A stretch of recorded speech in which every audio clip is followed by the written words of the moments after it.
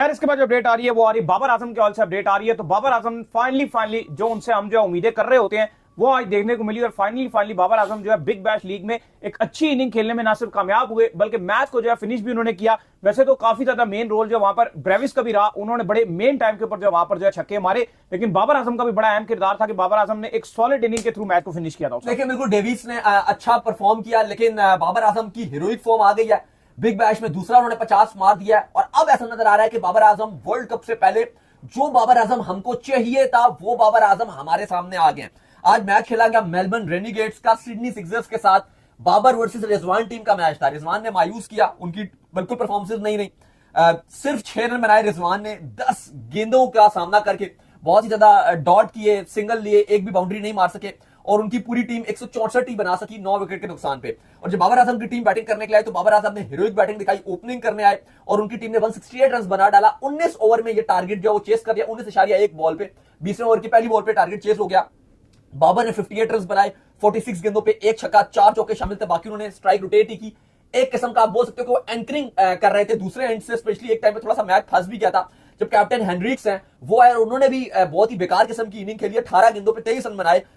वारविश जो थे वो 0 पे आउट हो गए, तो थोड़ा सा मैच फंसता हुआ नजर आ गया क्योंकि 4 आउट हो गए थे। लेकिन वहां पे डेविस ने भरपूर साथ निभाया बाबर आजम का, जिन्होंने 34 रन बनाए 15 गेंदों पे, 2 छक्के, 3 चौके, 226 के स्ट्राइक रेट से। और बाबर आजम की बेहतरीन बैटिंग रही, उन्होंने नॉट आउट ये मैच को फिनिश किया और इस तरह से सिडनी सिक्सर्स ने जीत हासिल की। प्लस बाबर आजम की जो बैटिंग अली साहब वो लगातार अच्छी चल रही है। ये कितना खुशाइंद हो सकता है पाकिस्तान के लिए वर्ल्ड कप से पहले। ठीक है, हम लगातार बात करेंगे, कंडीशन का फर्क है, श्रीलंका में जाना चाहिए उनको वर्ल्ड कप के स्क्वाड के साथ, लेकिन अगर वो बिग बैश खेल रहे हैं, रन अगर आपके पास आ रहे हैं, अगर आपके नाम के साथ स्कोर जोड़ है, आप जो भी बोलो आपको कॉन्फिडेंस जरूर मिलता है और वो मिल रहा है उनको। नहीं, कॉन्फिडेंस तो जारी बात है कि उनको मिल रहा है और बेहतरीन किस्म का कॉन्फिडेंस जो है वो इस वक्त जो है वो गेन कर रहे हैं। और इस कॉन्फिडेंस के साथ अगर वो वर्ल्ड कप के अंदर जाएंगे, हमें जरूरत है उनके रन्स की, जो इंपॉर्टेंट चीज है। और हमें ये पता है कि बाबर आजम जो इनिंग है वो एक टिपिकल इनिंग ही होती है। बाबर आजम बहुत हाई स्ट्राइक रेट से नहीं खेल सकते, लेकिन मुश्किल टाइम के ऊपर असल में बाबर आजम से चाहिए क्या, जहां पर आपकी विकेट बहुत ज्यादा मुश्किल हो जाए, जहां पर आपके सारे प्लेयर्स हाथ खड़ा कर दें, वहां बाबर आजम खड़े होकर 50 रन करके देंगे, यार मुश्किल विकेट का खिलाड़ी बाबर आजम है।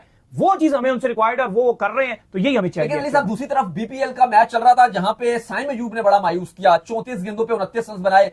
थोड़ा सा जो कंसर्निंग साइन नजर आ रहा है पाकिस्तान के लिए वो हमारी बैटिंग का स्ट्राइक रेट का मसला है, क्योंकि साइम अयूब भी अगर खेल रहे हैं वो उस तरह से इंपैक्ट नहीं डाल पा रहे।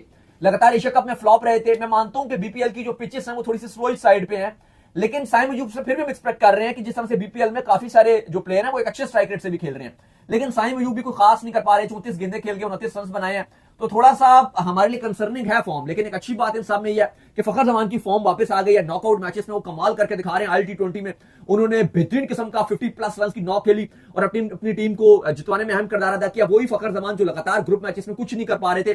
फखर जमान की फॉर्म वापस आ गई है, बाबर आजम की फॉर्म वापस आ गई है, लेकिन थोड़ा सा जो साइम अयूब है वो बल्ले के साथ कंट्रीब्यूट नहीं कर पा रहे। अच्छा, इसके बाद जो अपडेट आ रही है वो आ रही है PSL की न्यू मैनेजमेंट को लेकर अपडेट आ रही है। तो PSL की जो न्यू मैनेजमेंट है मुल्तान सुल्तान की मैं बात करने जा रहा हूं, वो क्या होगी जी जो नई मैनेजमेंट है? देखिए काफी ज्यादा चल रहा था कि आपको पता है कि जो मामलात हैं, अली तरीन साहब मुल्तान सुल्तान के ऑनर थे, उनके साथ टैप आ गए थे। हमने आपको अपडेट भी दिया था कि मोहसिन नकवी ने कहा कि ठीक है, अगर वो नई टीम के लिए बिड करना चाहते हैं तो हम अली तरीन साहब को वेलकम कहेंगे, उन्होंने बड़ी खिदमात की है क्रिकेट के लिए।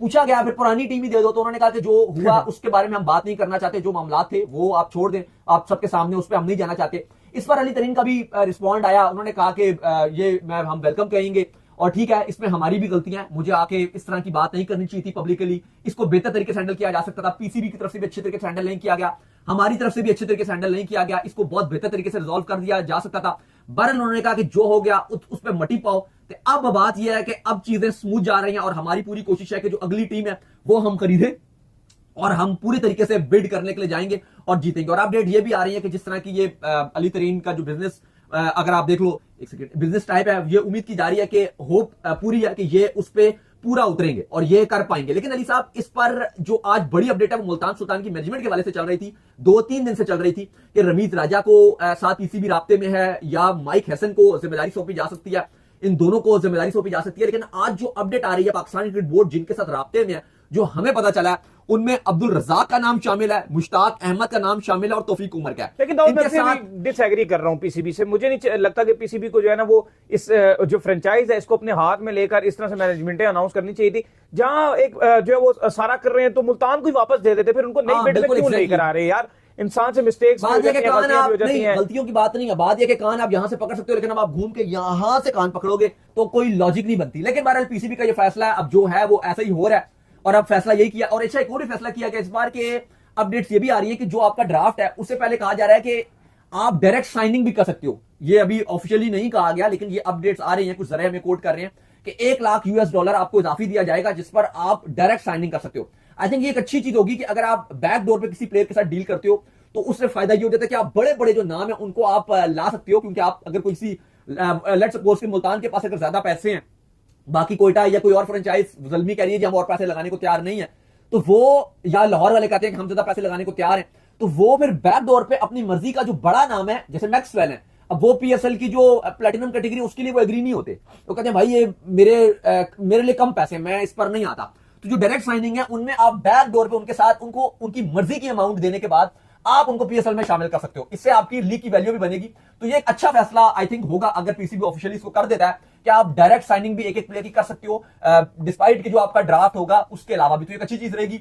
बाकी मुल्तान सुल्तान पूरी तरीके से बिड के लिए तैयार है और अपडेट्स ये हैं कि वो एक फ्रेंचाइज शायद ले भी जाएं, और ये भी पता चल रहा है हमें जरिए से कि वो पॉसिबल तौर पे अगर जीते हैं तो वो सियालकोट स्टैलियंस को चुनेंगे। खैर इसके बाद जो अपडेट आ रही है वो आ रही है अफगानिस्तान के स्क्वाड के हवाले से अपडेट आ रही है। तो क्या अपडेट है जी अफगानिस्तान के स्क्वाड को लेकर? देखिए अफगानिस्तान ने कल अपना वर्ल्ड कप का जो स्क्वाड है वो अनाउंस कर दिया है, अच्छा स्क्वाड अनाउंस किया, तगड़ा अफगानिस्तान का स्क्वाड अनाउंस हुआ है। आपको पता है 2024 का T20 वर्ल्ड कप किसी ने सोचा नहीं था कि अफगानिस्तान का इतना अच्छा जाएगा, जहां पे हम पहले राउंड में बाहर हो गए थे, अफगानिस्तान वहां पे सेमीफाइनल में चला गया था और शायद वहां पर साउथ अफ्रीका को ये हरा भी सकते थे, लेकिन ये इतना ओवर एक्साइटेड हो गए थे, थोड़ा सा मचल बहुत ज्यादा जाते हैं, इतना ज्यादा ओवर एक्साइटेड हो कुछ गए, लोग मचलते बहुत ज्यादा हैं और टाइम आने पे से पहले मचल जाते हैं। बिल्कुल। तो ये बहुत ज्यादा मचल गए थे और इन टॉस का टाइम मुझे आज भी याद है, टॉस के टाइम इन्होंने राशिद खान ने बोला कि हमारे खिलाड़ी रात को सोए ही नहीं, इतना हम एक्साइटेड है कि सेमीफाइनल में पहुंच गए, पूरी रात सोए ही नहीं, और फिर उसके बाद वो सेमीफाइनल के लिए डरावना ख्वाब था, ऐसा लगा कि उनकी अचीवमेंट यही थी कि बस हमने सेमीफाइनल में ही जाना है। तो खैर साउथ अफ्रीका ने उनको हरा दिया था। बहरहाल उनका वर्ल्ड कप बहुत बेहतरीन गया था, 20 टीमों में 4 में आना ये बड़ी बात थी। तो अफगानिस्तान ने अपना स्क्वाड अनाउंस कर दिया, स्क्वाड में राशिद खान कप्तान होंगे,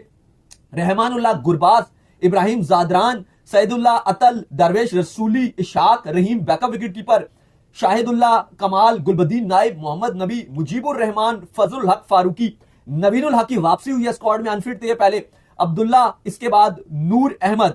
3 रिजर्व भी अनाउंस किए, गजनफर जो एशिया कप के स्क्वाड में थे उनको ड्रॉप करके रिजर्व में डाल दिया गया, इजाज अहमद जई रिजर्व में होंगे और जिया रहमान शर्फी रिजर्व में होंगे। अली साहब स्पिन डिपार्टमेंट तो बहुत तगड़ा है, इंडिया में इनको ज्यादा अपने मैचेस खेलने हैं, ऑलमोस्ट वहीं पर ही खेलेंगे ये, तो टीम तो इनकी बड़ी बेहतरीन नजर आ रही है। टीम तो बेहतरीन नजर आ रही है और ऐसा लग रहा है कि टीम के जो तमाम तरह चेक्स हैं वो भी पूरे हैं। अब देखते हैं कि परफॉर्मेंसेस जो है वो कैसी देखने को मिलती है। पाकिस्तान के अगेंस्ट जब भी आएंगे इंशाल्लाह रगड़ा ही हम इनको लगाएंगे। तो